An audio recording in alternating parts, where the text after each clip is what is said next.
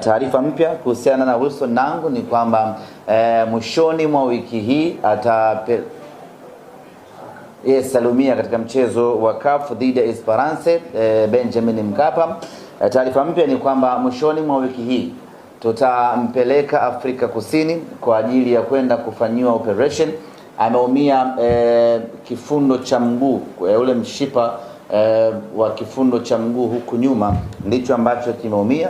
Kwa hiyo atakwenda Afrika Kusini mwishoni mwa wiki hii kwa ajili ya kwenda kufanyiwa operation, na baada hapo tutakuwa kwenye nafasi nzuri ya kusema atakuwa nje kwa muda gani. Lakini kutokana na jeraha lake hatutegemei kwa Wilson Nangu kurejea uwanjani hivi karibuni. Maana yake ni kwamba ataendelea kupatiwa matibabu mpaka pale atakapokuwa yuko timamu kwa 100%, atarejea kuja kuitumikia Simba Sports Club. Kwa upande wa Yakub Ali Suleiman, mlinda mlango, maendeleo yake ni mazuri na muda wowote atarejea katika kikosi kwa ajili ya kuendelea kuitumikia timu yake pendwa. Ndugu zangu wana Simba na waandishi wa habari, tunaelekea katika mchezo huu dhidi ya Stade Malien, ambapo ukiutazama kwa jicho la kawaida, ukiutazama kwa jicho la kalkuleta, tayari Simba Sports Club tumeshapoteza nafasi, tumeshatolewa kwenye hatua ya makundi. Hata tukishinda mchezo huu hakuna mahala tunakwenda.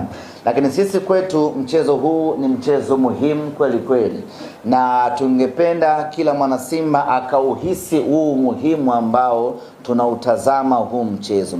Tungependa kila mwana Simba akaona thamani ya huu mchezo, ili kila mwana Simba aone umuhimu wa kuwajibika kuiunga mkono timu yake kuelekea katika huu mchezo.